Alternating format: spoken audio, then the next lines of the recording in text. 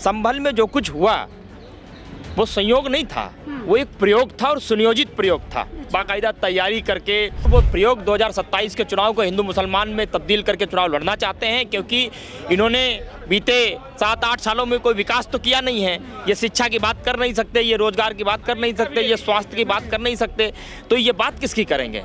ये गुंडा मुक्त उत्तर प्रदेश की बात कर रहे थे, इन्होंने दंगा युक्त उत्तर प्रदेश बना दिया। ये तो कह रहे थे कि मच्छी भी भनक नहीं सकती, मक्खी भी जो है इधर उधर नहीं भनक सकती। आज कैसे दंगे हो रहे हैं? फिर कभी बाराबंकी में दंगा हो जाता है, कभी संभल में दंगा हो जाता है, कभी गाजीपुर में कोई मार दिया जाता है, कभी महिला पुलिसकर्मी की जो है जो वो अपने घर में जाती है रक्षाबंधन का त्यौहार बनाने के लिए, करवा चौथ का त्यौहार बनाने के लिए, उसका रेप कर दिया जाता है। कैसे? तो लॉ एंड ऑर्डर पूरी तरीके से खत्म ध्वस्त है।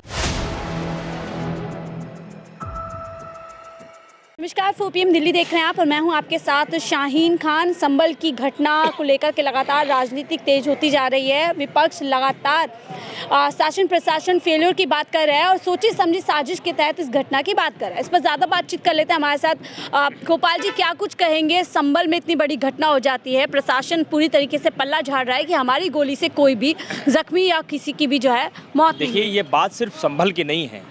मैं बीते कई दिनों से या फिर कहूँ कई महीनों से एक बात कहते आ रहा हूँ कि इस देश में फिर से हिंसा का माहौल पैदा करके, नफरत फैला करके, आग लगा करके, लोगों की जान लेकर के एक नई पटकथा लिखी जा रही है। और उस पटकथा की जिम्मेदारी इस बार उत्तर प्रदेश के मुखिया योगी आदित्यनाथ ने अपने हाथों में ली है। आपको याद होगा जब बाराबंकी बहराइच में घटना हुई थी, राम गोपाल मिश्रा नाम का एक लड़का मर गया, उसकी घर की स्थिति क्या थी। उसके बाद में आपने संभल में जो घटना की, संभल में जो कुछ हुआ वो संयोग नहीं था, वो एक प्रयोग था और सुनियोजित प्रयोग था। बाकायदा तैयारी करके शानदार तरीके से कैसे माहौल ख़राब करना है, कैसे पूरे उत्तर प्रदेश के माहौल को बांट देना है, कैसे हिंदू मुसलमान कर देना है, ये 2 तरीके की बातें थीं। और इसको स्पष्ट इस तरीके से मैं करता हूँ, ये बात मैं नहीं कह रहा हूँ, ये बात RSS के सरसंघ चालक, भारतीय जनता पार्टी के कद्दावर नेता, इनको नई राह बताने वाले, नई राह पर जो है चलने की शिक्षा देने वाले मोहन भागवत ने ये कहा कि जब आप हर मस्जिद के नीचे मंदिर खोजने लग जाओगे और हर मंदिर के नीचे मस्जिद खोजने लग जाओगे तो उसी समय समाज का पतन हो जाएगा। ये समाज के हित में नहीं है, देश के हित में नहीं है, किसी प्रदेश के हित में नहीं है। आप वही काम कर रहे हैं। आप ज़बरदस्ती जाकर के जो है किसी भी मस्जिद के नीचे मंदिर खोजने लग जाते हैं, कहीं भी आप उल्टा सीधा सर्वे करने लग जाते हैं। इसलिए मैं आपको कह रहा हूँ, 4-5 लोगों की जान चली गई। आप उनके घरों में जाकर के देखिए, गरीब घरों के लोग हैं वो। उनके घर की स्थिति क्या है? वो नेता मंत्री विधायक के बेटे नहीं हैं, वो कोई बड़े एडवोकेट वकील घराने के नहीं हैं। उनके घर के लोग ऑक्सफोर्ड और उसमें लंदन और उसमें कैलिफोर्निया में पढ़ने वाले लोग नहीं हैं, निहायती गरीब लोग हैं। और उन गरीबों की जान लेकर के सिर्फ आप चुनाव जीतना चाहते हो, अपनी संतुष्टि को जो है वो उसमें तब्दील करना चाहते हो। क्यों?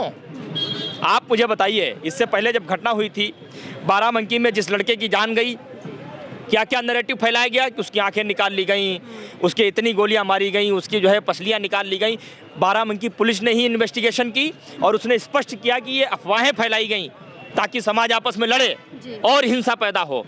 बाराबंकी पुलिस को स्पष्ट करने के बाद में भी हिंसा भड़काई जाती रही, झूठ बोला जाता रहा, समाज को लड़ाने की कोशिश की जाती रही। और ये कोशिश करने वाले कौन थे?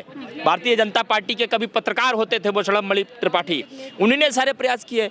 और जब उनके ऊपर लोगों ने सवाल खड़े करने शुरू किए तब आपने उसको घुमाने की कोशिश की। अब आप संभल लेकर आपको यहाँ पर भी लगता है यहाँ पर भी हिंसा को भड़काया गया? जिस तरीके से टीम जाती है सर्वे की, वकील साहब होते हैं, कुछ जनता भी होती है जो लगातार नारेबाजी वहाँ कर रही है। देखिए, निश्चित तौर पर संभल में जो कुछ हुआ वो सुनियोजित तरीके से हुआ, वो इनका एक प्रयोग था और वो प्रयोग 2027 के चुनाव को हिंदू मुसलमान में तब्दील करके चुनाव लड़ना चाहते हैं, क्योंकि इन्होंने बीते 7-8 सालों में कोई विकास तो किया नहीं है। ये शिक्षा की बात कर नहीं सकते, ये रोजगार की बात कर नहीं सकते, ये स्वास्थ्य की बात कर नहीं सकते, तो ये बात किसकी करेंगे?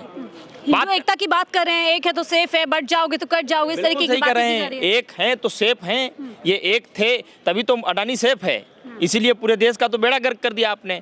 आज जब अडानी पे सवाल खड़े हो रहे हैं तब पूरी भारतीय जनता पार्टी में खलबली मची हुई है। ये बिल्कुल सही कह रहे हैं, ये एक रहेंगे तो ये सेफ रहेंगे। अब ये हम लोगों को सोचना है, हमारी जनता को सोचना है कि ये किसको एक रहने और सेफ रहने की बात कर रहे हैं। लेकिन फायदा भी तो मिल रहा है ना गोपाल जी। हम देख रहे हैं आप लोग महाराष्ट्र आ जाते हैं, बीजेपी प्रचंड जीत वहां पर दर्ज कराती है इसी नारे के चलते। देखिए, इस देश में राजनीति का इतिहास 1-2 सालों का नहीं है, बीते 70 सालों का राजनीति का इतिहास है।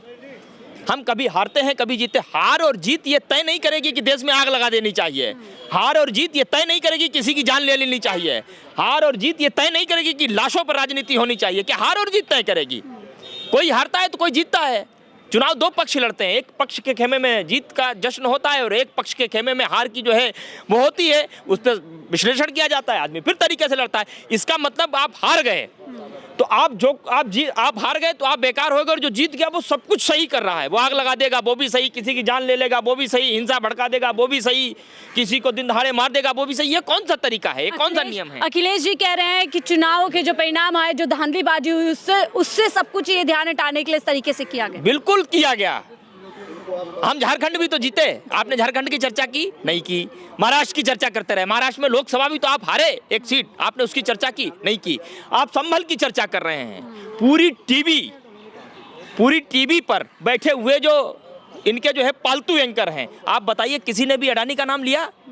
अमेरिका ने रिश्वत और धोखाधड़ी के मामले में आप पे मुकदमा दर्ज किया है, कोई सामान्य बात है क्या? हजारों करोड़ रुपए की आपने रिश्वत ली है। पहले तो सिर्फ ये था कि आपकी बेनामी संपत्ति फर्जी कंपनियों में कहां से आई, किसका पैसा था, कहां से आया, कहां गया, ये पूछ रहे थे राहुल गांधी। और आपको याद हो कि जब अडानी का पोस्टर दिखाया था राहुल गांधी जी ने, उनकी सांसदी जो है छीन ली गई, उनका घर छीन लिया गया, उनकी राजनीति ही खत्म करने का षड्यंत्र रचा गया। लेकिन वापस ताकत के साथ मुद्दों से भटकाया जा रहा है, मीडिया समेत तमाम जो भी। मैं आपको कह रहा हूं कि बाराबंकी में जो था वो एक छोटा प्रयोग था, और जो संभल में हुआ है वो सुनियोजित एक बड़ा प्रयोग है। आप देखते रहिए, ये अपने कैमरे ऑन रखिएगा, इसी तरीके से माइक लेकर के आप हमसे पूछने आइएगा। मैं बताऊंगा संभल के बाद कोई दूसरा जिला इनके टारगेट पर है, फिर कोई तीसरा जिला इनके टारगेट पर है, और धीरे धीरे पूरा उत्तर प्रदेश इनके टारगेट पर है। लेकिन वहाँ तो बाबा जी कहते हैं कि उत्तर प्रदेश में ना दंगा ना कर्फ्यू, उत्तर प्रदेश में सब कुछ चंगा। ये गुंडा मुक्त उत्तर प्रदेश की बात कर रहे थे, इन्होंने दंगा युक्त उत्तर प्रदेश बना दिया। ये तो कह रहे थे कि मच्छी भी बनक नहीं सकती, मक्खी भी जो है इधर उधर नहीं बनक सकती। आज कैसे दंगे हो रहे हैं? फिर कभी बाराबंकी में दंगा हो जाता है, कभी संभल में दंगा हो जाता है, कभी गाजीपुर में कोई मार दिया जाता है, कभी महिला पुलिसकर्मी की जो है जो वो अपने घर में जाती है रक्षाबंधन का त्यौहार बनाने के लिए, करवा चौथ का त्यौहार बनाने के लिए, उसका रेप कर दिया जाता है। कैसे? तो लॉ एंड ऑर्डर पूरी तरीके से खत्म ध्वस्त है। मैं कहता हूँ कि उत्तर प्रदेश के जो मुखिया हैं, जिनका लालन पालन पोषण ऊल जलूल बयानों के साथ हुआ हो, खुद स्वयं गुंडागर्दी करते करते करते करते सांसद बने हों, और आज वो गुंडागर्दी करते करते मुख्यमंत्री बन करके बैठे हैं, जिसका इतिहास ही गुंडागर्दी का रहा हो, जिस पे सैकड़ों मुकदमे स्वयं दर्ज रहे हों, और मुख्यमंत्री बनने के बाद आप पाक साफ हो गए, तो आज आप बात कर रहे हैं ये गुंडा मुक्त उत्तर प्रदेश की बात कर रहे हैं। इन्होंने पूरी तरीके से दंगा युक्त उत्तर प्रदेश बनाने का काम किया, और मुझे उम्मीद है कि ये देश अमन चैन को पसंद करने वाला है। पुलिस कह रही है हमारी गोली से किसी की मौत नहीं, जबकि पूरी तरीके से वीडियो वायरल है जहाँ पे साफ तौर पर देखा जा रहा है पुलिस वाली गोली चलाने की बात। बाराबंकी में जब हादसा हुआ था तब भी तो पुलिस यही कह रही थी, बाद में पुलिस ने ही स्पष्ट किया। पुलिस आधे घंटे वेट करती रही कि राम गोपाल मिश्रा मर जाए, उसके बाद हम जाएंगे। उनके हाथ में आंसू गैस के गोले भी थे, नहीं चलाया आधे घंटे तक। हिंसा हो जाने दी, आगजनी हो जाने दी, सैकड़ों दुकानें जल जाने दी, कई लोगों के घर फूक जाने दिए, उसके बाद गए।